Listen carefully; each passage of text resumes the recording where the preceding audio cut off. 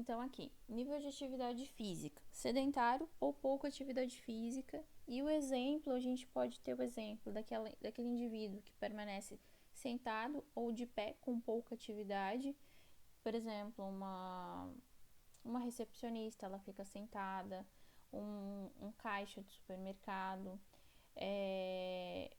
uma pessoa que trabalha em escritório ou que fica ali assistindo televisão. A gente pode pensar em crianças também que ficam assistindo televisão, tablet, videogame, serviços leves, serviços domésticos leves. Temos idosos, né, que fazem serviços domésticos ainda, mas às vezes tem uma mobilidade reduzida, que aquilo limita a sua atividade, então não tem aquela intensidade que um dia já teve. Exemplo de atletas. Quando que o atleta vai estar nesse nível? Quando ele tiver em um processo de recuperação de lesão.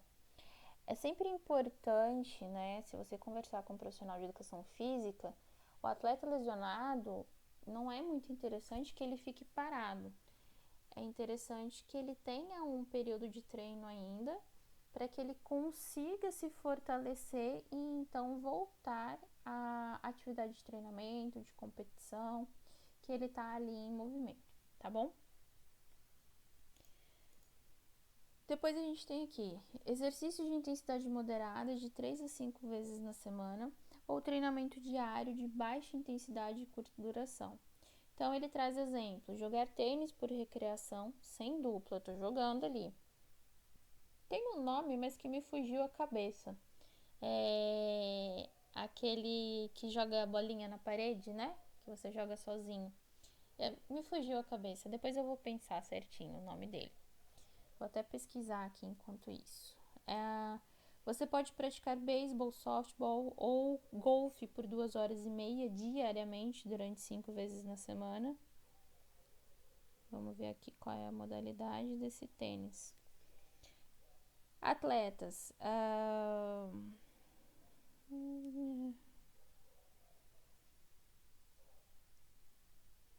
Gente, será que eu não vou achar isso?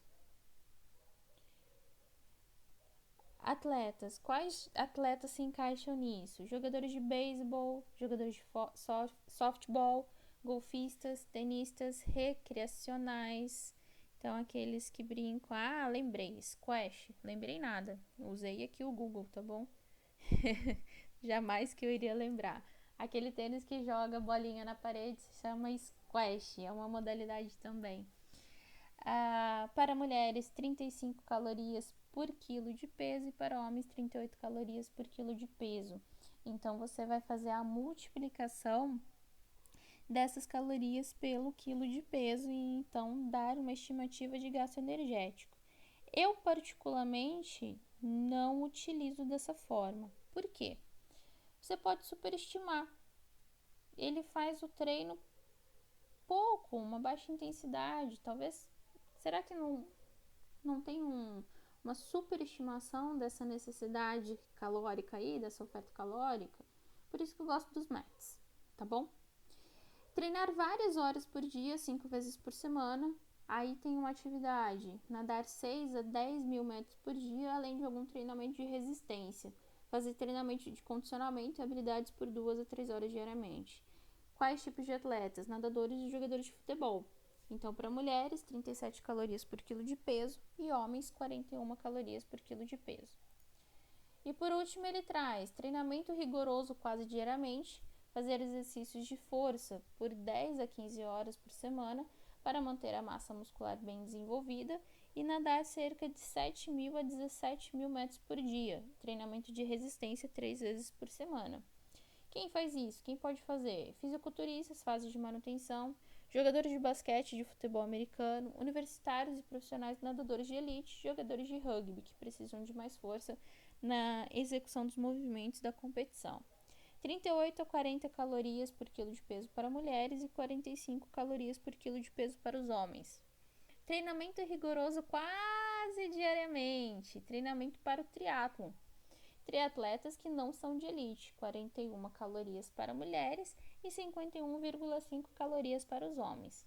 E o treinamento extremamente rigoroso, correr cerca de 24 km por dia ou equivalente, corredores ciclistas de longa distância ou triatletas de elite, 50 ou mais calorias por quilo de peso para mulheres e 60 ou mais calorias por quilo de peso para os homens. Podem ver que as calorias aumentam conforme a intensidade do exercício. Por quê? Quanto mais intenso, mais gasto energético. Quanto mais gasto energético, mais energia eu preciso oferecer àquele indivíduo para que mantenha o balanço energético equilibrado. Ok? Perfeito, vamos lá. E aí a gente fala um pouquinho sobre o estresse oxidativo. O que é o estresse oxidativo? O indivíduo, quando ele está em práticas de exercício, ele vai ter a liberação de radicais livres, ele vai ter a produção de radicais livres. Tá, mas todo mundo vai ter o estresse oxidativo? O estresse oxidativo, ele vai ser proporcional à atividade física. Então, se você tem um exercício mais rigoroso, aí você vai ter um aumento desse estresse oxidativo. Se você tem um aumento desse estresse oxidativo, o que vai acontecer? Maior produção e liberação de radicais livres, beleza? Então, ocorre a oxidação de lipídios, ácidos nucleicos ou proteínas por radicais livres. 3 fatores levam à produção desses radicais livres. Quais? Primeiro, aumento na geração de oxidantes. Como que você faz isso? Se você tem um aumento da atividade física, da intensidade da atividade física, você tem um aumento do estresse oxidativo. Então, você tem um aumento da produção desses oxidantes. Você pode ter outro caminho, né? A redução da proteção antioxidante. Nós temos uma produção natural, certo? Essa proteção natural de antioxidante, ela pode se defasar. Então, eu não consigo proteger contra os radicais livres. E aí eu tenho a falha em reparar o dano oxidativo. O meu organismo não consegue fazer essa reparação de dano oxidativo. Tá, mas o que é esse estresse oxidativo? O que são os radicais livres? O dano celular causado por espécies reativas de oxigênio zeros, ou Reactive Oxygen Species, que são os ROS. Você pode encontrar os dois na literatura, EROS em português e ROS em artigos em inglês. É o processo de desequilíbrio entre a produção de EROS e a sua remoção. EROS são radicais livres, ânions reativos que contêm átomos de oxigênio ou moléculas que contêm átomos de oxigênio que podem produzir radicais livres ou que são ativadas quimicamente por eles. Nossa, o que é isso? Vamos voltar um pouquinho lá nas aulas de química, lá de trás. Quando vocês pegaram a tabela, né? Ai, meu Deus, né? De composição. Tabela periódica. Isso, eu ia falar composição química. A gente fica tanto a tabela de composição dos alimentos que acaba fugindo. A tabela periódica, ela tem todos os elementos da natureza e aqueles desenvolvidos em laboratório. O que precisamos entender? Que esses elementos, eles querem um equilíbrio. Então, na última camada, conhecida como camada de valência, eles têm elétrons. Esses elétrons querem se ligar para que eles tenham equilíbrio. Então, por exemplo, lá na camada,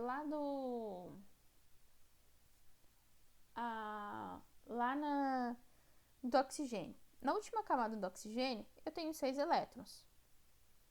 Mas eu sei que eu preciso de 8 elétrons para conseguir o meu equilíbrio. Eu vou precisar me ligar com alguém. Por exemplo, o hidrogênio, ele tem 1 elétron. Só que eu preciso de 2 para ter o equilíbrio. Ou seja, o meu hidrogênio, ele sempre vai ter que se ligar a alguém. Ele sempre vai ter que se ligar a algum elemento. Se o meu hidrogênio precisa de 2 elétrons para conseguir esse equilíbrio e o meu oxigênio precisa de 6 elétrons para conseguir esse equilíbrio, eu posso me ligar. Então, eu vou repartir eu vou fazer uma ligação covalente, eu vou repartir essa ligação química, onde eu vou dividir o meu elétron com ele. Então, eu tenho ali, por exemplo, o oxigênio se ligando a 2 hidrogênios. Por quê? Porque eu preciso de mais 2 no oxigênio e eu preciso de mais 1 no hidrogênio. Então, eu reparto 2 ligações, 2 elétrons ali. E isso eu vou ter o quê? 2 hidrogênios e 1 oxigênio, eu tenho H2O, uma água. Então, é só para vocês verem, para vocês tentarem visualizar que tudo ali que é um equilíbrio, todos aqueles elementos buscam equilíbrio. E no nosso corpo não é diferente. Esses radicais livres, eles também querem achar alguma ligação, eles também querem o equilíbrio. Só que aí eles roubam aquilo que não pertence a eles, porque eles não são necessários. Os antioxidantes, eles são importantes para que eles se liguem ao radical livre e eliminem aquilo do nosso corpo. Quando a gente não tem uma boa produção de antioxidante, o que vai acontecer? O radical livre ele vai começar a atacar.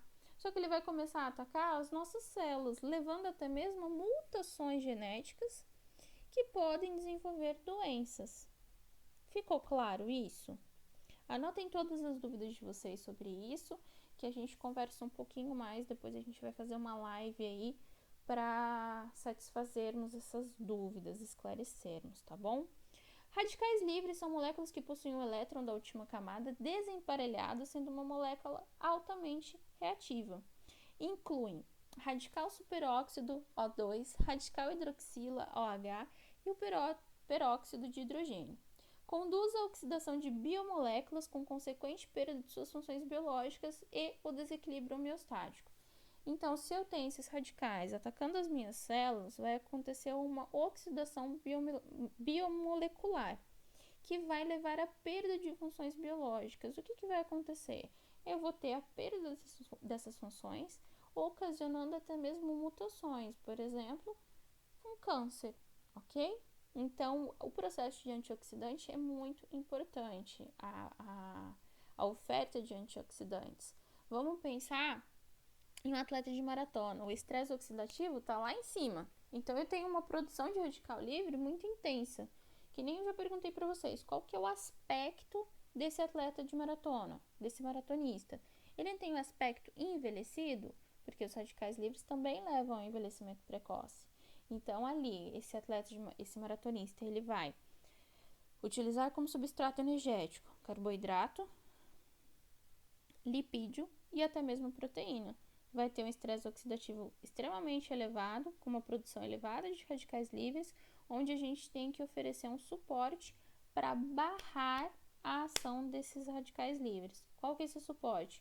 Oferta de antioxidantes. Oxidação é a perda de elétrons por parte de um átomo, grupo ou íon que resulta no ganho desses elétrons por outra espécie. Então, isso daí foi o estresse oxidativo, resumindo o que acontece. E antioxidantes podem ser definidos como qualquer substância que, mesmo em baixas concentrações, são capazes de atrasar ou inibir a oxidação, diminuindo a concentração de radicais livres no organismo. Então, mesmo que em baixas concentrações, eles contribuem para atrasar ou inibir a oxidação, ou seja, eles vão auxiliar na redução de radicais livres dentro do organismo. Beleza? Eles agem em 3 linhas de defesa. Primeira, prevenção, proteção contra a formação de substâncias agressoras. Segunda, eles vão interceptar os radicais livres. E a terceira, eles vão fazer um reparo, quando não funcionou a prevenção e nem a interceptação. Então, agora ele vai agir na reparação, ok? E acredita-se que há benefício no incentivo do consumo de alimentos fontes de ácido graxo ômega 3 e flavonoides que agem como antioxidantes. O ômega 3 ele vai ajudar na redução da peroxidação lipídica em marcadores de lesão muscular, auxiliando no processo anti-inflamatório, e os flavonoides podem atuar como protetores celulares, ajudando na prevenção de lesões articulares e musculares.